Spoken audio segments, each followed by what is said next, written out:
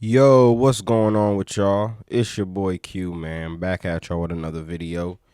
Please like, comment, share, subscribe, man. You know the vibes. As you guys all may know, the NBA draft had officially wrapped up yesterday. They have finished off the second round yesterday around like 4 or 5 o'clock Eastern time. And I don't want to make this video too long, so I'm going to just jump straight into it. Although a lot of analysts were saying that this was one of the weakest NBA drafts in recent memory. I'd have to say though, for this being one of the weakest drafts in a while, this was one of the most interesting yet entertaining drafts that we've had in a while as well. You know what I mean? There was a lot going on, and there's a lot to unpack. So we're just gonna jump straight into it. Um, after like the I want to say after like the four, like after like the fourth pick, everything was kind of up for grabs. Anybody could have literally went anywhere. You know what I mean? But we'll jump straight into it, man. Let me not yip yap too much, and let's just jump straight into this draft, man. I want to give my insights on as many picks as I can. I'm probably not gonna go over all of the picks, you know what I'm saying? But I'm gonna give my brief, opinion on certain players and certain picks. You know what I'm saying? But let's just jump straight into it.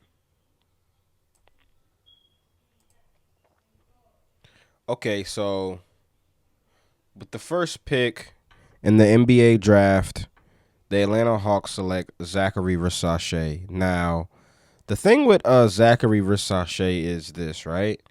He's 6'9", 6'10", wing that can shoot the ball just as good as Michael Porter Jr. So that's his player comp. I've seen a lot of mock drafts.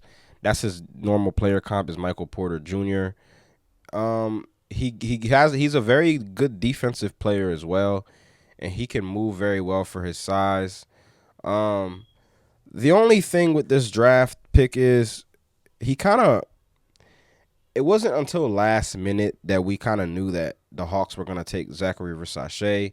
I mean, a lot of the reports were coming out saying that they didn't really interview Sarr. They didn't have an interview with Alex Sarr. They didn't have a workout with him or anything like that. So I think their sights were set on Zachary Versace, and you know it's a safe pick. I guess that's all I can really say about it. It's the safest pick. A lot of analysts don't really like Zachary Versace to be like the best player coming out of this draft. And I think that's a lot of people's issue with him being the number one pick. But if I were the Atlanta Hawks, and I feel as though they've done their due diligence, and I'm gonna give them the benefit of the doubt in this situation, and they probably feel as though Sarr, with his defensive potential and his upside, shooting wise, he's the safest pick, and he's the best pick for them. So I can't really be too upset about that. Okay, so since Zachary Versace went number one, we kind of already figured that Alex Sarr was gonna go number two. Now, leading up to the draft, Alex Sarr was the consensus number one pick, but ended up falling to the Washington Wizards. And honestly, I think this was the best place for him to go. He's a very athletic 7 footer.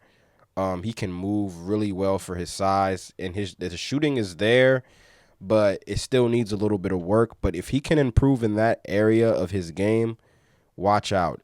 Alex Sarr could be a force for the Washington Wizards for years to come. I can't remember the last time the Washington Wizards had a dominant big. I think the last time they had a dominant big, if I'm not mistaken, wasn't it Jermaine O'Neal? So it'll be interested to see how Washington fits into how Washington, gets Sarr acclimated with what they're doing, because I know Sarr is going to have a lot of opportunities with the Washington Wizards in his rookie year because they're not a very good team. So I'm pretty sure he's going to start day one. This is a player I expect to start day one as well as Risache. Now, moving on to the Houston Rockets, Reed Shepard of Kentucky, 6'2", guard, the best shooter in this draft, in my opinion. He shot the three ball at the 52% clip. That's unheard of, bro.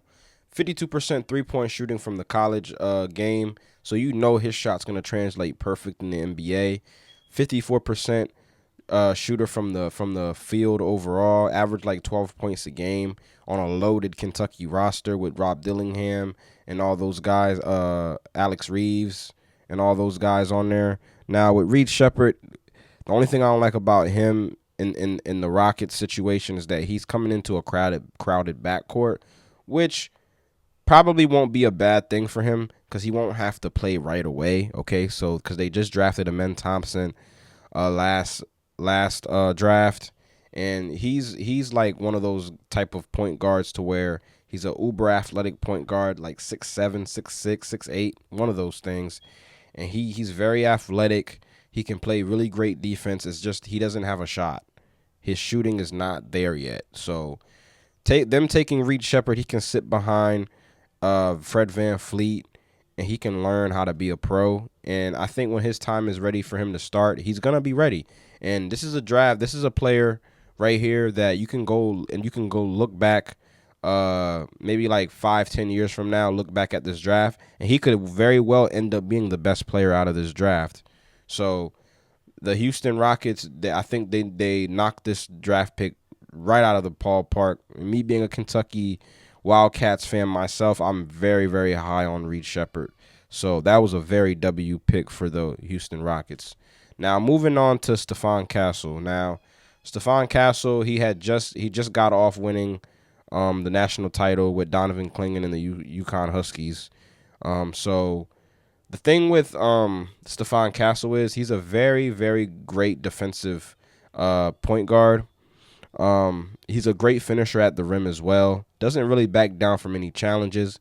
He's a team first player, and he's a very hard working player. But the only problem with Stephon Castle is that shot, man. He shot 27% from the three this past college season. And that's definitely the area in his game that the San Antonio Spurs are kind of gambling on him getting better at and developing in, because he's the fourth pick, and everything else, as far as from what I've seen, playmaking and all that, everything else checks out with Stephon Castle. It's just that jump shot. He's got to really, really improve on that jump shot, because that could make or break his NBA career. Facts. Okay, so moving on to Ron Holland, right? I don't really know too much about Ron Holland. I just know that he played in the G League Ignite. Very athletic wing player. He's not really much of a shooter himself, but what I will say is he's a good defensive player, and I feel like the Detroit Pistons, a lot of people had them taking Buzelis right here, but I'm guessing they're going for the upside of Ron Hollins. I'm interested to see how this draft pick pans out, but not everybody can work out, so you just never know. Okay, this is one of my least. Okay, moving on to the Charlotte Hornets, right? This is one of my least favorite picks. Not because of the players, I don't think the player is good. I just think there were better players on the board at the time that they took Tyjae Saloon. I don't even know if I'm saying his name right. A French player, averaged like 18 points a game in the French league. Still needs a lot of work on his jumper to be more consistent. Not very much of a good defensive player either, even though he stands at 6'9" with like a 7'4" wingspan.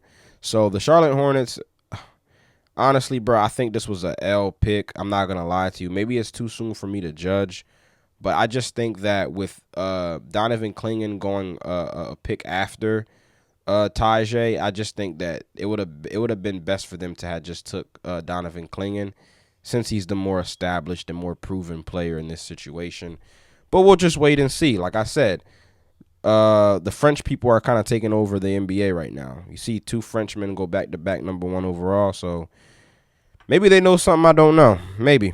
Okay, so moving on to Donovan Clingan, right, of the Portland Trailblazers now. The Portland Trailblazers take Clingan, right, with the 7th pick. 7'2" center, 282 pounds, a defensive thumper.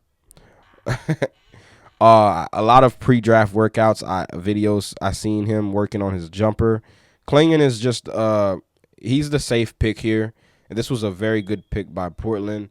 You're getting a hard-working player with a lot of upside here. Although he's not much of a shooter, but this could be the next Rudy Gobert in the next few years. You just gotta wait on it. Hopefully he develops. I'm sure he will though. We'll just have to wait and see what happens. But I really like the pick of Donovan Clingan to the Portland Trailblazers. They can have him play the center spot for the next 10, 20 years. I said 20 years. Let me stop lying. If he plays that long for the next 10 years, I'm not really sure what they're gonna do with DeAndre Ayton. But this looks to me like, you know, you have Ayton on the roster, you draft Clingan, you let Clingan develop behind Ayton, and then once Ayton is gone, you put Clingan in there, and then you never miss a beat. But I'm not really much of an Andre Ayton fan anyway, so next, the San Antonio Spurs had the 8th pick. They took Kentucky guard Rob Dillingham and then traded him away to the Minnesota Timberwolves. Uh, you guys know how I feel about Rob Dillingham. I've made videos about Rob Dillingham in the past. Rob Dillingham is a very great scoring, shifty type of point guard. He can facilitate as well. If I really do feel like if it wasn't for Rob Dillingham's size, we could definitely be talking about him being a potential top 3 pick. He's that good, okay? But the measurables, though, man, I think are the things that kind of concern NBA teams the most with him. He's only 164 pounds, and his player comp is Lou Will, the type of player that's going to be able to come off your bench and give you buckets and give you a spark when your team needs it. I think that's a very good role for him, and he's falling into the right team, which is Minnesota, because Minnesota is a very great defensive team. They were number 1 defensive team last year, so this is a very good marriage for Rob Dillingham and the Minnesota Timberwolves. He can come in with the second unit. He's not being rushed to play right away. They still got Mike Conley there. They still got Anthony Edwards there. They still got Cat. So they got players on the team that they can rely on. So there shouldn't be too much pressure on Rob Dillingham to be good right away.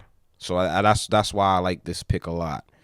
Next pick, one of my favorite players in the draft, Zach Edey, goes to the Memphis Grizzlies with the number 9 pick. Now, this pick right here is a very good pick. I know a lot of people don't like this pick, but I'd have to say, man, once Ja Morant comes back, he's gonna be throwing a lot of lobs to Zach Edey. Zach Edey is not your modern day big like Chet Holmgren and Wembanyama, them guys that can shoot threes and all that. He's more so of a traditional back to the basket type of guy, and he was 2-time player of the year in college, man. So for people to be sitting around telling me that Zach Edey's not gonna work, name the last player you know that averaged 25 points a game in college and won Player of the Year 2 years in a row in college, not work out in the NBA. Come on now. That's unheard of, bro. Zach Edey's going to be just fine. I think he's going to the right team, and all it's going to be for him is developing that perimeter defense and being able for him to move his feet a lot quicker because he's got some really slow feet, and I think that's the reason why he dropped down all the way to 9. Okay, Cody Williams, one of my least favorite picks too. I'm not gonna lie to you guys. I'm not very high on Cody Williams. I know he's the brother of J Dubs off of the OKC Thunder, but if I were to just be honest, I'm not really a fan of his game like that. He only took like 42 threes this past season. He's not. He needs to work on the defensive end of the ball as well, as he stands at a 6'7", 178 pounds. So I ain't gonna lie, maybe with a little bit of development he could become a player, but right now I don't know about that pick, right? If I were to put it on a grading scale, I'd probably give it like a C+. Only because right after him, the Chicago Bulls took Montez Buzelis with the 11th pick in the draft out of G League Ignite. This is a guy, right? If he's able to develop his shot, then he can be a force in the league as well, and he can be a very useful player for the Chicago Bulls. Now, when it comes to Buzelis, he's a good defensive player. I will say that he does a little bit of everything. He's like your typical Swiss Army knife, but he definitely needs to improve on that shot. But the defense is there. He can facilitate a little bit. He can finish around the basket. So this was a good pickup for the Chicago Bulls, and I did not think he was going to fall to the 11th pick because a lot of draft mock drafts I was looking at had him going as high as to the Pistons at number 5. Okay, so now moving on to the OKC Thunder. The OKC Thunder take Nikola Topic out of Serbia, 6'6" point guard. A lot of mock drafts I've seen had him going as high as number 4 pick to the San Antonio Spurs, but unfortunately, he suffered a ACL tear. You know, like I want to say like in the middle of his season back in Serbia, and I think that kind of scared a lot of teams away. As you know, this kind of reminds me of that Ricky Rubio pick where the Minnesota Timberwolves took Ricky Rubio, knowing that he was going to miss the whole rookie season. This is basically the same scenario with Topic. Thunder took Topic, but knowing that he's going to have to miss the whole season, which is fine because they don't really need Topic right now. I think this is a pick where I like this pick for the OKC Thunder because they can sit and wait.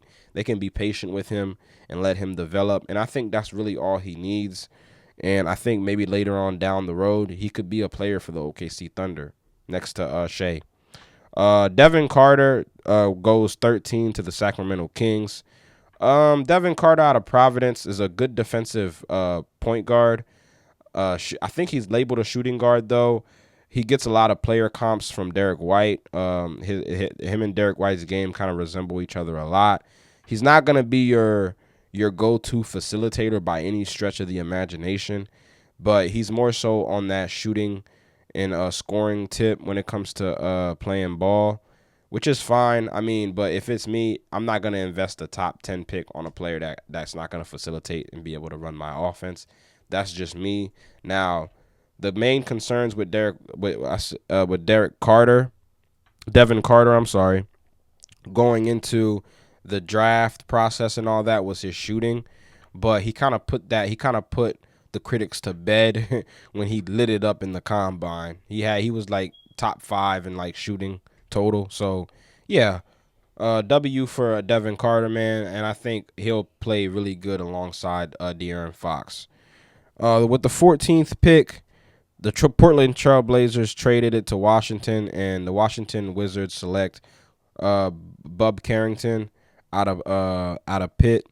Now, with Bud Carrington, he was a late bloomer, and when it comes to the draft process, not a lot of people had him going as high as the 14th pick, but his scoring upside is there. You know, he needs to work more. He really needs to work on his catch and shoot threes, but his pull up game and his ability to create for himself, he's good, man. He could be a good player.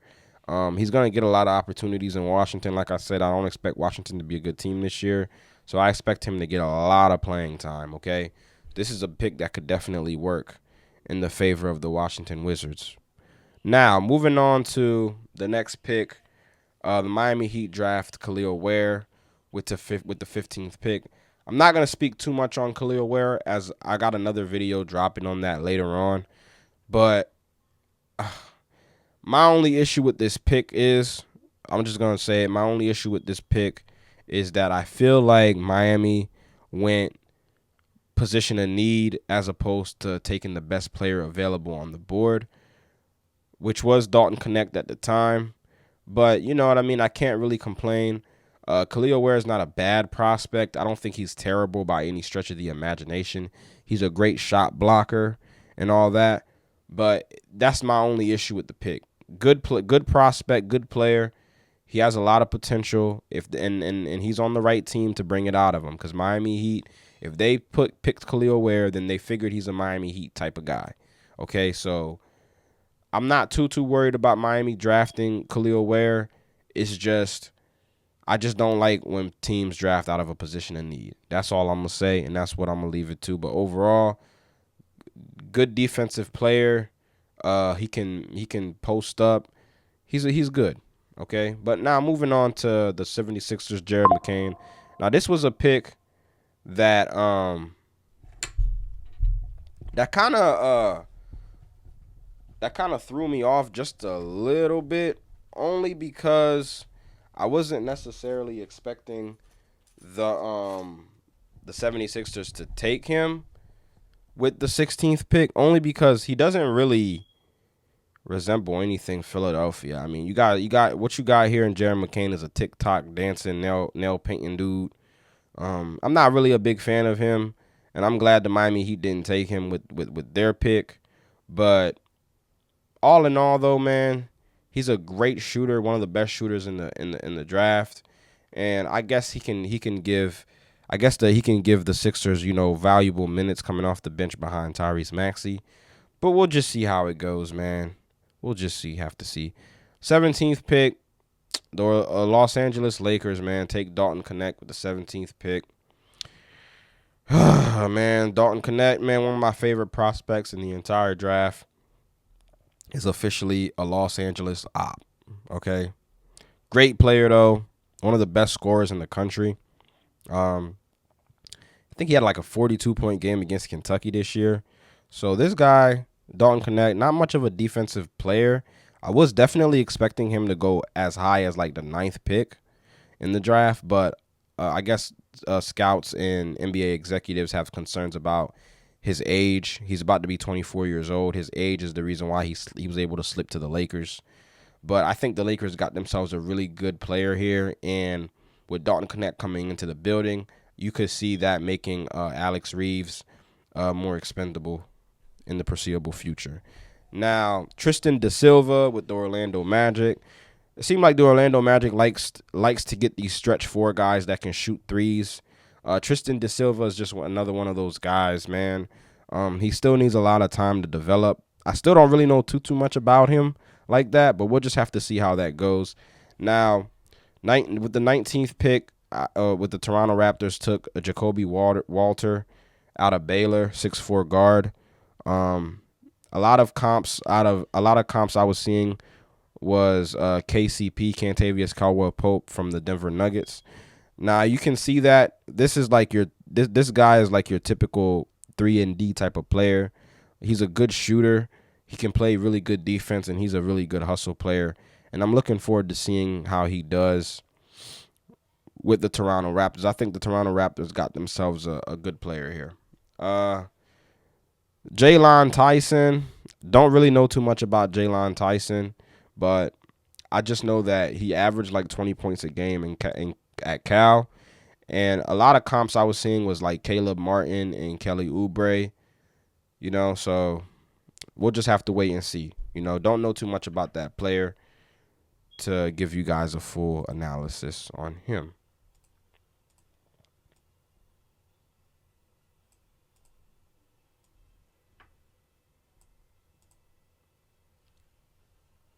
So that does it for that concludes the video, man, of the NBA draft, first round. Let me know what you guys think, man, about this draft overall. Were you surprised who went number one in this draft? I really wasn't. But just let me know what y'all think about it, man. All in all, man, that's all I have for y'all. Thank y'all for checking out the video. Please like, comment, share, subscribe. You know the vibes.